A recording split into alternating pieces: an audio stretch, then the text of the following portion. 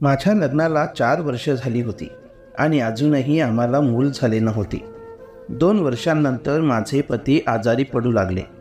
त्यांच्या उपचारादरम्यान आम्हाला कळाले की त्यांना कॅन्सर आहे. आम्ही त्यांना शहरातील अनेक बड्या डॉक्टरांना दाखवले, पण कोणालाच आशा नव्हती. माझे पती काही दिवसांचेच पाहुणे होते. जसजसे दिवस जात होते तसतसे माझ्या नवऱ्याची तब्येत खराब होत चालली होती. पण मला त्यांच्या एका गोष्टीवर भयंकर राग येत होता. तो मला रोज रात्री जवळ बोलावून एक फोटो दाखवायचा आणि सांगायचा की मी गेल्यानंतर याच्यासोबत लग्न करून घे, कारण मी तर आता मरणारच आहे. हे ऐकूनच माझा राग अनावर व्हायचा, कारण तो फोटो एका 70 वर्षाच्या म्हाताराचा होता आणि मी 25 वर्षाची एक तरुणी होती. म्हणूनच मला माझ्या नवऱ्यावर राग यायचा. मी माझ्या नवऱ्याच्या दीर्घायुष्यासाठी रोज देवाकडे प्रार्थना करायची. माझं माझ्या नवऱ्यावर खूप प्रेम होतं, पण माझ्या नशिबात काही वेगळंच लिहिलं होतं आणि जे व्हायचं नव्हतं शेवटी तेच झालं. एक दिवस माझा नवरा मला सोडून कायमचा निघून गेला आणि मी विधवा झाले. माझे संपूर्ण आयुष्य बर्बाद झाले होते. मी माझ्या दुःखातून सावरले सुद्धा नव्हते की माझी सासू माझ्याजवळ येऊन म्हणाली की आता तुला लवकरात लवकर त्या व्यक्तीसोबत लग्न करून घ्यायला हवं. हे ऐकून तर मी जास्त हैराण झाली होती. मी रागाच्या भरात माझ्या सासूकडे पाहू लागले, कारण मला पुन्हा लग्न करण्याची इच्छा नव्हती. पण तरीही इच्छा नसतानाही मला त्या व्यक्तीसोबत लग्न करावं लागलं. लग्नाच्या दिवशी जेव्हा माझा दुसरा नवरा माझ्या खोलीत आला तेव्हा त्याला पाहून माझ्या पायाखालची जमीनच सरकली, कारण तो तर माझा. मी मुंबई शहरात एका मध्यमवर्गीय कुटुंबात राहत होते आणि मी माझ्या आईवडिलांची एकुलती एक मुलगी होती. माझ्या आईवडिलांनी मला खूप शिकवले, म्हणून मला एक चांगली नोकरी देखील मिळाली. माझ्या ऑफिसमध्ये सगळीच लोक खूप चांगली होती. माझी सगळ्यांसोबत चांगली मैत्री झाली. मी जेव्हा पहिल्यांदा माझ्या बॉसला पाहिले तेव्हा त्याला पाहताक्षणी त्याच्या प्रेमात पडले, कारण तो खूप सुंदर तरुण होता. ऑफिसमधील सगळ्याच मुली त्याच्या मागे मागे फिरायच्या, कोणत्याही बहाण्याने त्याच्या केबिनमध्ये जायच्या. मलाही माझा बॉस आवडायचा, परंतु मी कधीच असं केलं नाही ज्यामुळे कोणाला माझा त्रास होईल आणि माझ्या चारित्र्यावर कोणी बोट ठेवेल. माझे आईवडील माझ्यासोबत खूप सक्तीने वागायचे. त्यांना माझ्यावर विश्वास होता आणि मला कोणत्याही परिस्थितीत त्यांचा विश्वासघात करायचा नव्हता. पण मी सुद्धा एक स्वप्न पाहिले होते की जर देवाने माझ्या नशिबात बॉसचे प्रेम लिहिलेले असेल तर त्याच्याही मनात माझ्याबद्दल भावना निर्माण व्हायला हव्यात. माझ्या बॉसचे नाव सौरभ होते. तो एक चांगला व्यक्ती होता. त्याच्यासोबत कधी जास्त बोलले नव्हते, पण आमच्यात जे काही बोलणं झालं होतं त्याने मी सांगू शकत होते की तो मुलींचा खूप सन्मान करायचा. काही दिवसांनंतर कामाच्या संदर्भात आमच्या दोघात बऱ्याच वेळा बोलणं होऊ लागलं आणि काही दिवसातच त्यांनी मला विचारले की मला तू खूप आवडतेस आणि मला तुझ्यासोबत लग्न करायचे आहे.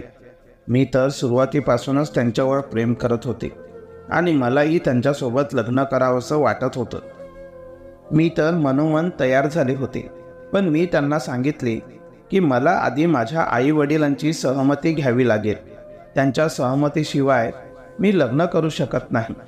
जर त्यांनी सहमती दर्शवली तर मलाही लग्नासाठी काहीच हरकत नाही. मी घरी आल्यावर माझ्या आईवडिलांना सगळे काही सांगितलं आणि सोबत त्यांना हेही पटवून दिलं की सौरभ किती चांगला व्यक्ती आहे. माझ्या वडिलांनी विचार करण्यासाठी माझ्याकडून 2 दिवसांचा वेळ मागितला. त्या 2 दिवसात माझ्या वडिलांनी सौरभबद्दल त्यांच्या पद्धतीने चौकशी केली आणि त्यानंतर लग्नाला तयार झाले. पण मला तर तेव्हा धक्का बसला जेव्हा मला कळाले की सौरभचे वडील या लग्नासाठी तयार नाहीत. मला वाटलं की कदाचित सौरभचे वडील त्याच्यासाठी श्रीमंत कुटुंबातील मुलगी पाहत असतील, म्हणून ते या लग्नासाठी तयार नाही. सौरभने त्याच्या वडिलांना लग्नासाठी तयार करायला बरेच दिवस लावले. शेवटी त्याच्या प्रयत्नांना यश मिळाले आणि त्याच्या वडिलांनी आमच्या लग्नासाठी परवानगी दिली. काही दिवसांनी माझे आणि सौरभचे लग्न खूप धूमधडाक्यात पार पडले आणि मी माझ्या सासरी आले. लग्नाच्या पहिल्याच रात्री सौरभने माझी खूप प्रशंसा केली आणि मला मिठीत घेऊन म्हणाला, शेवटी आपलं प्रेम जिंकलं आणि आपण दोघे एक झालो. सौरव मला सांगत होता की माझं तुझ्यावर खूप प्रेम आहे आणि तसेच माझ्या आईवडिलांवरही प्रेम आहे. आता आजपासून ते तुझेच आईवडील आहेत. त्यांची चांगली काळजी घेणे ही तुझी जबाबदारी आहे. जर ते तुला काही चुकीचं बोलले तरी त्यांना उलट उत्तर देऊ नकोस. खूप मुश्किलीने मी त्यांना आपल्या लग्नासाठी तयार केले आहे, म्हणून आपल्यामुळे त्यांचे कोणत्याही परिस्थितीत मन दुखायला नको याची आपणच काळजी घेतली पाहिजे. काही दिवसांनी आम्ही हनीमूनलाही गेलो. सौरव माझ्यावर खूप पैसा खर्च करत होता. मी नकार देऊनही तो रोजच माझ्यासाठी महागडे गिफ्ट्स घेऊन यायचा. एके दिवशी मी माझ्या सासूला म्हणाली की मी आता सगळ्यांची व्यवस्थित काळजी घेईन आणि घरही सांभाळून घेईन. पण त्यांनी सक्तीने मनाई करत मला घराची जबाबदारी देण्यासाठी नकार दिला. त्या म्हणाल्या की रोजचं जेवण मी तयार करीन आणि सगळी कामे मी करून घेईन आणि घरात नोकर चाकर तर आहेतच, त्यामुळे तुला कोणतीही जबाबदारी घेण्याची गरज नाही. हे ऐकून मीही शांत बसले. मी पूर्ण वेळ घरात रिकामीच बसलेली असायची. त्यामुळे सौरव मला म्हणाला की तुझी इच्छा असेल तर तू ऑफिस जॉईन करू शकतेस, त्याने तुलाच आनंद होईल. हे ऐकून मला खरंच आनंद झाला. मी दुसऱ्याच दिवशी ऑफिस जॉईन केले. आता मी आणि सौरव एकत्रच ऑफिसला जाऊ लागलो. सौरव मला फिरायला आणि शॉपिंगलाही घेऊन जाऊ लागला. पण तरीही कधी कधी माझ्या मनात शंका यायची की माझ्या सासरची लोक माझ्यासोबत खुश नाही. मी ही गोष्ट सौरभलाही बोलवून दाखवली, पण तो म्हणाला, ठीक आहे, मी तुझ्यासोबत आहे, तुला कोणत्याही गोष्टीची चिंता करण्याची आवश्यकता नाही. माझी आणखीन एक समस्या होती. मी माझ्या सासूशी बोलण्याचा खूप प्रयत्न करायची, पण ती खूप कमी बोलायची. जेव्हाही मी तिला बोलायची की आपण बाहेर जाऊयात, तर ती मला सांगायची की तू तुझ्या नवऱ्याला सोबत घेऊन बाहेर जात जा. मला त्यांची चीड यायची, पण मी त्यांच्याकडे दुर्लक्ष करत होते, कारण मी माझ्या नवऱ्यासोबत खूप खुश होते. पण माझ्या नशिबात हा आनंद बराच कमी वेळ लिहिलेला होता. काही दिवसातच माझ्या नवऱ्याची तब्येत खराब झाली. माझे सासरे त्यांना घेऊन हॉस्पिटलमध्ये गेले. जेव्हा ते घरी परत आले तोपर्यंत मला काहीच कल्पना नव्हती की त्यांना अचानक असं काय झालं आहे. मी माझ्या सासऱ्यांना विचारलं की डॉक्टरांनी तुम्हाला काय सांगितलं. तेव्हा ते म्हणाले की मला डॉक्टरांनी सांगितलं की आम्ही काही टेस्ट केले आहेत, 2-3 दिवसात त्याचे रिपोर्ट्स येतीलच, तेव्हा कळेल की त्याला नक्की काय झालं आहे. काही दिवसांनी रिपोर्ट्सही आले आणि त्यांना हॉस्पिटलमधून घरीही आणले गेले. परंतु त्यानंतर माझ्या नवऱ्याची तब्येत दिवसेंदिवस खराबच राहू लागली आणि माझे सासरे त्यांना वारंवार हॉस्पिटलमध्ये घेऊन जात होते. जेव्हा मी त्यांना विचारायची की रिपोर्ट्समध्ये नक्की काय आहे, तर ते कोणता ना कोणता बहाणा बनवून माझ्या गोष्टीला टाळायचे. आता सौरभची तब्येत जास्तच खराब राहू लागली होती. जेव्हा मी त्यांना सौरभच्या आजाराबद्दल विचारले तेव्हा त्यांनी मला काहीच सांगितले नाही. आता त्यांना त्यांच्या आयुष्यावर भरोसाच राहिलेला नव्हता. एका रात्री सौरभने मला त्यांच्याजवळ बोलावले आणि म्हणाले की आता माझ्या तब्येतीबद्दल काहीच सांगता येणार नाही. मी सांगूही शकत नाही की कोणता दिवस माझा शेवटचा दिवस असू शकतो. मी मेल्यानंतर तू दुसरे लग्न करून घे. मी त्यांना म्हणाले की तुम्ही हे काय बोलत आहात, देवावर विश्वास ठेवा, तुम्हाला काहीच होणार नाही. ते मला म्हणाले की त्या कपाटात एक फोटो आहे, मी मेल्यानंतर तू त्या फोटोवाल्या व्यक्तीसोबत लग्न करून घे. तो फोटो अस्पष्ट दिसत होता, पण तो फोटो पाहून मला कळाले होते की हा फोटो एका म्हाताऱ्या माणसाचा फोटो आहे, ज्याचे वय 70 वर्षाच्या आसपास असेल. माझे हातपाय थरथर कापू लागले होते, कारण तो 70 वर्षाचा माणूस होता आणि मी 25 वर्षाची एक तरुण मुलगी होती. माझं त्याच्यासोबत लग्न होऊच शकत नव्हतं. माझ्या नवऱ्याचं बोलणं ऐकून मला खूप दुःख झाले. मी माझ्या देवाकडे प्रार्थना करत होती की माझा नवरा लवकरात लवकर बरा हो, परंतु देवाने माझं ऐकलं नाही. एके दिवशी तेच झालं ज्याची मला भीती वाटत होती. त्या दिवशी अचानक मला ऑफिसमध्ये असताना घरून फोन आला की सौरभची तब्येत खूप खराब आहे आणि त्यांना हॉस्पिटलमध्ये दाखल केले गेले आहे. मी धावत पळत हॉस्पिटलला पोहोचले.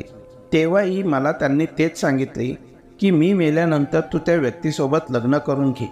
तुला माझी शपथ आहे. हे त्यांचे शेवटचे शब्द होते. त्यांचा हात माझ्या हातात होता आणि त्यांनी शेवटचा श्वास घेतला. मी तिथे त्यांच्याकडे बघून जणू काही दगडच बनले होते. मला विश्वास होत नव्हता की माझा तरुण नवरा मला सोडून गेला. माझे मन हे मानायला तयारच होत नव्हते की माझा नवरा मला कायमचा सोडून निघून गेला. आता मी कायम माझ्या खोलीत बसून उदास राहू लागले होते आणि माझ्या पतीच्या आठवणीत रडत बसायचे. माझ्या नवऱ्याला जाऊन काही दिवस झाले होते की एक दिवस माझ्या सासूने अचानक मला बोलावले आणि म्हणाली की आता तुला दुसरं लग्न करून घ्यायला हवं. मला दुसऱ्यांदा लग्न करायचं नव्हतं. मग त्या मला म्हणाल्या की तुझ्या नवऱ्याने ही जबाबदारी मला सोपवली आहे आणि म्हणाला होता की माझ्या मृत्यूनंतर माझ्या बायकोचे दुसरे लग्न लावून द्यायचे आणि मला माझ्या मुलाची शेवटची इच्छा पूर्ण करायची आहे. माझ्या सासूकडे पाहून कोणत्याच अँगलने असं वाटत नव्हतं की त्यांना त्यांच्या तरुण मुलाच्या मृत्यूचे दुःख झाले असावे आणि जर ते दुःखी असते तर ते माझ्याकडे माझ्या दुसऱ्या लग्नासाठी दबाव टाकायला आलेच नसते. मला माझ्या आईवडिलांसोबत माझ्या घरी जायचे होते, पण माझ्या नवऱ्याने दिलेल्या शपथमुळे मी तिथे थांबले होते. मला लग्न करायचं नव्हतं, पण माझ्या नवऱ्याची शेवटची इच्छा पूर्ण करण्यासाठी मी शेवटी लग्नास तयार झाले आणि काही दिवसातच माझ्या सासूने माझं लग्नही फिक्स केले. लग्नाच्या दिवशी लोक काहीही बोलत होते. म्हणत होते की किती निर्लज्ज बाई आहे, नवऱ्याला मरून असे किती दिवस झाले होते आणि ही लग्नाला उभी राहिली. मला लोक काय म्हणत आहेत याचं मला काहीच भान नव्हतं, कारण मी स्वतः एक मूर्ती बनून उभी होती. माझी नणंद मला माझ्या खोलीत बसून सोडून निघून गेली. मी खूप घाबरले होते, पण जेव्हा माझा दुसरा नवरा माझ्या खोलीत आला तेव्हा त्याला पाहून मला चक्कर आले, कारण माझा नवरा दुसरा तिसरा कोणी नसून माझा सासराच होता. माझा सासरा माझ्याजवळ येऊन म्हणाला की तू का म्हणून इतकी घाबरत आहेस? तू माझ्यासोबत लग्न केले आहे, आता तू माझी बायको आणि मी तुझा नवरा आहे. सौरवने मला फोटो दाखवला होता, पण तो स्पष्ट दिसत नव्हता म्हणून मी त्याला ओळखू शकले नाही. मला विश्वास बसत नव्हता. मला आता स्वतःवरच राग येत होता. मी भावनेच्या भरात स्वतःचे खूप मोठे नुकसान केले होते. मी माझ्या सासऱ्याला रागातच म्हणाले की तुम्ही माझी फसवणूक केली आहे. माझी इच्छा नसतानाही माझ्याशी लग्न करून घेतले. माझा मोठा आवाज ऐकून माझी सासूही खोलीत आली आणि म्हणाली की आता जास्त नाटक करण्याची गरज नाही, तू यांची बायको आहेस. सौरभ हा आमचा खरा मुलगा नव्हता, त्याला आम्ही दत्तक घेतले होते आणि ही गोष्ट सौरभलाही माहीत होती की तो आमचा खरा मुलगा नाही. म्हणून मी तुझे लग्न माझ्या नवऱ्यासोबत लावून दिले, म्हणून तू आता याच घरात राहणार आहेस. सौरभची इच्छा होती की तू हे घर सोडून कुठेही जाता कामा नये. मला माझ्या सासूच्या बोलण्यावर विश्वास होत नव्हता. मला कळत नव्हतं की सौरभ माझ्यासोबत असं का करेल. माझी सासू मला म्हणत होती की तुला माझे उपकार मानले पाहिजेत की मी तुझ्या नवऱ्याची शेवटची इच्छा पूर्ण करण्यासाठी माझ्या नवऱ्यासोबत तुझे लग्न लावून दिले आणि तू आहेस की उलट आमच्यावरच ओरडत आहेस. मी कसे बसे त्या दोघांना माझ्या खोलीतून बाहेर काढले. आता त्यांचे सत्य माझ्यासमोर आले होते. हे ऐकून तर माझ्या पायाखालची जमीनच सरकली होती. सौरभने मला कत्तीच सांगितले नव्हते की ते त्याचे खरे आईवडील नाहीत. आता मी खूप मोठ्या संकटात सापडले होते. मी जोरजोरात रडत होते.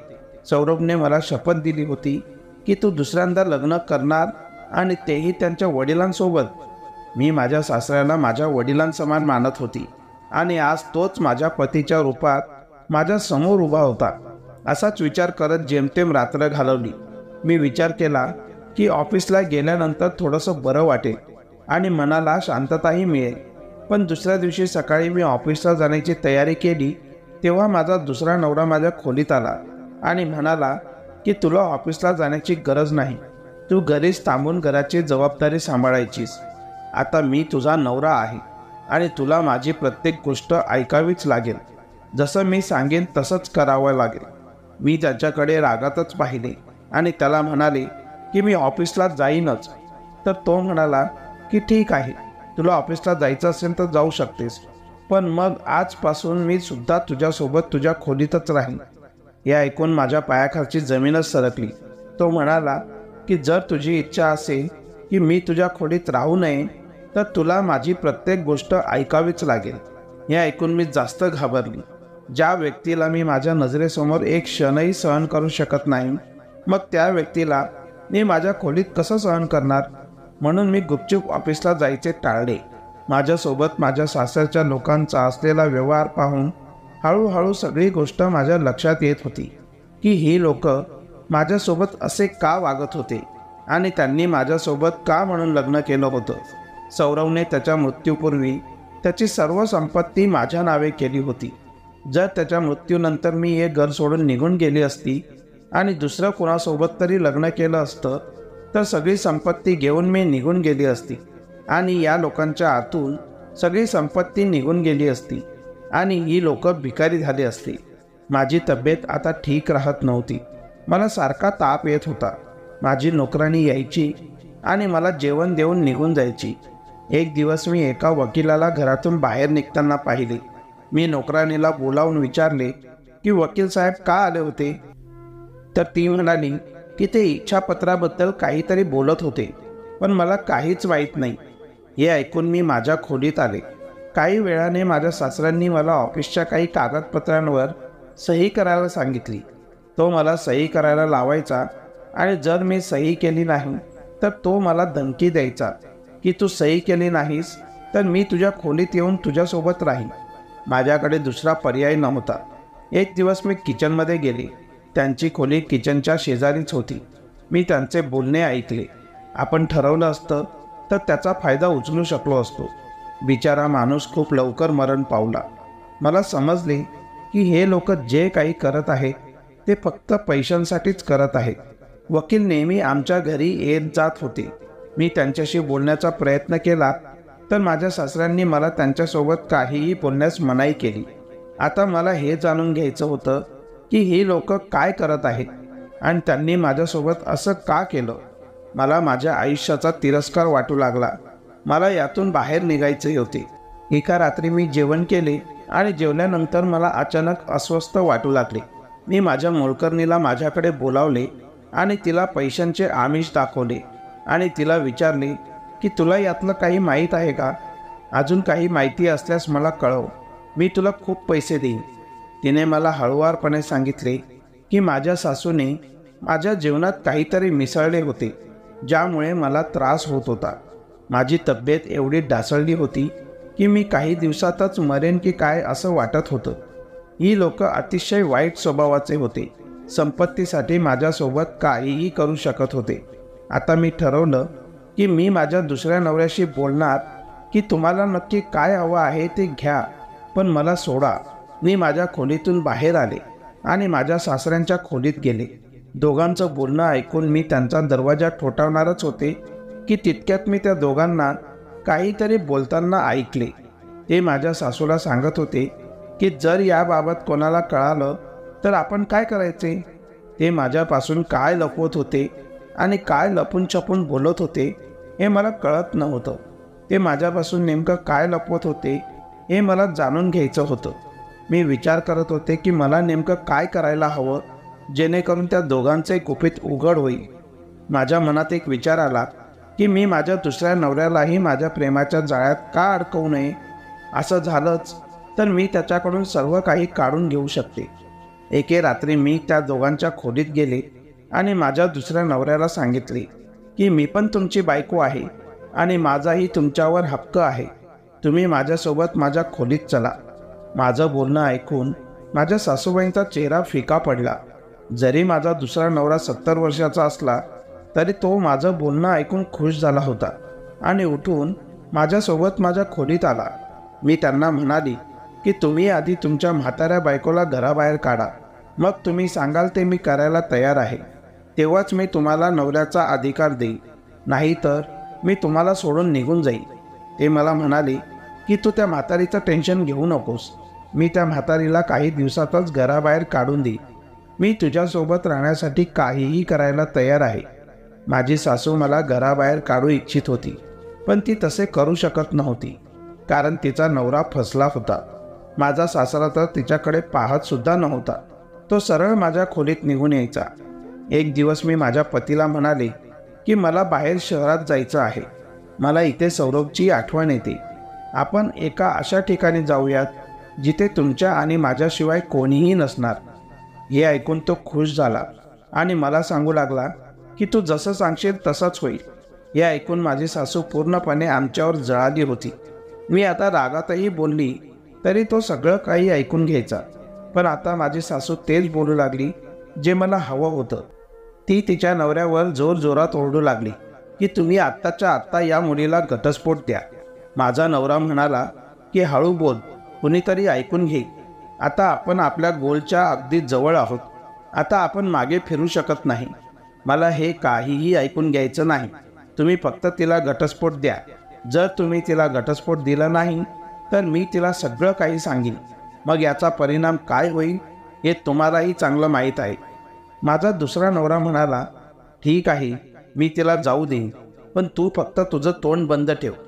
मला माहीत होतं की आता ते माझ्या जाळ्यात चांगलेच अडकले आहेत.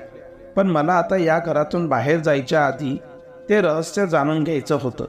एका रात्री जेव्हा माझा नवरा माझ्या खोलीत आला तेव्हा मी त्याच्या ज्यूसमध्ये नशेची गोळी मिसळून त्याला प्यायला दिली. मी हे समजून त्याला नशेचे औषध मिक्स करून दिले जेणेकरून तो नशेत असताना मला ते गुपित सांगेल. आणि झालंही तसंच. थोड्याच वेळात तो पूर्ण नशेत असताना मी फोर्स केल्यामुळे मला खरं सांगू लागला की सौरभ हा त्यांच्या बहिणीचा मुलगा आहे. तो खूप श्रीमंत होता. त्याच्याकडे कसलीही कमी नव्हती. पण मी मात्र गरीब होतो. माझ्याकडे काहीच नव्हतं.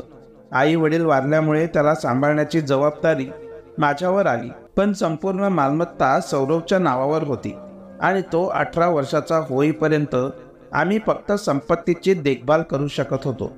या 18 वर्षात त्याला काही झालं असतं तर त्याची सर्व संपत्ती आश्रमाला दान करण्यात आली असती. विश्वासाच्या जोरावर सौरभला मोठा करण्यापलीकडे आमच्याकडे कोणताही पर्याय नव्हता. जसजसा तो मोठा होत गेला त्याने संपूर्ण कारोबार स्वतःच्या हातात घेतला आणि कारोबार खूप उंचीवर नेऊन ठेवला. एके दिवशी तो म्हणाला की त्याला एक मुलगी आवडली आहे. त्याला तिच्यासोबत लग्न करायचं आहे. मी त्याला म्हणालो की तो आमचा खरा मुलगा नाही. खरं तर आम्हाला आमच्या मुलीचे लग्न त्याच्यासोबत लावून द्यायचे होते. परंतु त्याने आमच्या मुलीसोबत लग्न करण्यास नकार दिला. त्याने आम्हाला सांगितले की त्याने माझ्या मुलीला त्याची बहीण आणि आम्हाला आईवडील मानले आहे, म्हणून तो आमच्या मुलीसोबत लग्न करू शकत नव्हता. आम्ही त्याला खूप समजवण्याचा प्रयत्न केला पण त्याने शेवटपर्यंत नकारच दिला आणि तुझ्यासोबत लग्न केले. आम्हाला सर्व काही हातातून निसटल्यासारखे वाटत होते. त्यानंतर त्याने त्याची संपत्ती तुझ्यावर उधळणे सुरू केले. तो दर दिवशी तुझ्यासाठी महागड्या वस्तू घेऊन येत होता आणि तो जी काही नवीन संपत्ती खरेदी करत होता ती तुझ्या नावावर करत होता. आम्हाला त्याचा भयंकर राग आला होता पण आम्ही काहीच करू शकत नव्हतो. त्यामुळे आम्ही त्याच्या जेवणात थोडे थोडे विष काढून देऊ लागलो. जेव्हाही तो जेवण करायचा त्याची तब्येत खराब व्हायची. हळूहळू त्याच्यावर विषचा असर दिसू लागला. मी त्याला एकटाच डॉक्टरांकडे घेऊन जात होतो. डॉक्टरांना काही पैसे देऊन रिपोर्ट्स बदलून घेतले आणि सौरभला सांगितले की तुला ब्लड कॅन्सर आहे. हे ऐकून तो म्हणाला की हे सगळं माझ्या बायकोला सांगू नका. मग हळूहळू तुझ्या सासूने त्याला सांगितले की तू गेल्यानंतर आम्ही तुझा सांभाळ करू. सौरभने एक मुलगाही पाहिला होता जो तुझ्यासोबत लग्न करून याच घरात राहील. सौरभने त्याच्या आईला फोटोही दाखवला आणि म्हणाला की राधाचे लग्न या मुलासोबत लावून दे. तुझ्या सासूने सौरभला प्रॉमिस केले आणि म्हणाली की आम्ही सगळे मिळून तिची खूप काळजी घेणार आणि तिचे लग्नही लावून देणार. तेव्हा सौरभ टेन्शन फ्री झाला. तुझ्या सासूने त्या मुलाच्या फोटोऐवजी माझा फोटो त्या ठिकाणी ठेवला. सौरभला त्याच्या मृत्यूनंतर तुला कोणतीही अडचण येऊ नये असं वाटत होतं. त्यामुळे जे काही करायचे होते ते शक्य होईल तितक्या लवकर करावे लागले. हे ऐकून माझ्या अंगावर काटा आला. मी त्याची कॉलर पकडली आणि जोरजोरात विचारू लागले की तुम्ही माझ्या सौरभसोबत नेमकं काय केलं. तो नशेतच म्हणाला की आम्ही त्याच्या जीवनात विषचे प्रमाण जास्त वाढवले जेणेकरून तो त्याच दिवशी मेला. मग माझ्या बायकोने प्लॅननुसार तुझे लग्न माझ्यासोबत लावून दिले कारण आम्हाला तुझी संपत्ती आणि कारोबार हडप करायचा होता. आता आम्ही तुझ्याही जीवनात विष मिसळू लागलो कारण तू मेल्यानंतर हे सगळं काही आम्हालाच मिळणार आहे. पण आता मी ठरवले आहे की मी तुला मरू देणार नाही, त्या म्हातारीला घराबाहेर काढणार. मी हे सर्व त्याचे बोलणे रेकॉर्ड करून ठेवले होते. दुसऱ्या दिवशी मी पोलीस ठाण्यात जाऊन त्या दोघांविरुद्ध गुन्हा दाखल केला. पोलिसांनी घरी येऊन त्या दोघांना अटक केली. मी सर्व पुरावे कोर्टात हजर केले आणि त्या दोघांना जन्मठेपेची शिक्षा सुनावण्यात आली. आता ते दोघेही आपलं बाकीचं आयुष्य तुरुंगातच काढतील. मी सौरभच्या नावाने एक हॉस्पिटल सुरू केलं, जिथे गरीब लोकांचा मोफत इलाज केला जात होता. मी पुन्हा लग्न केलं नाही, कारण माझा लोकांवर विश्वासच उडाला होता. जर त्या लोकांनी माझ्या सौरभसोबत असं केलं नसतं तर सौरभ त्यांचा सन्मान करत होता, त्यांच्यावर आपल्या आईवडिलांपेक्षा जास्त प्रेम करत होता.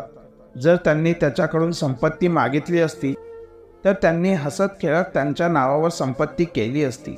पण त्यांनी त्यांच्या लोभापायी माझा नवरा माझ्यापासून हिरावून घेतला. म्हणून त्यांच्यासारख्या लोकांना मी कधीच माफ नाही करू शकत. ही एक काल्पनिक कथा आहे. त्याचा आपल्या वैयक्तिक आयुष्यात घडणाऱ्या कोणत्याही वास्तविक जीवनाशी संबंध नाही. आणि तसं झालंच तर तो योगायोग समजावा. तर मित्रांनो, तुम्हाला आजची कथा कशी वाटली कमेंट करून नक्कीच कळवा. धन्यवाद.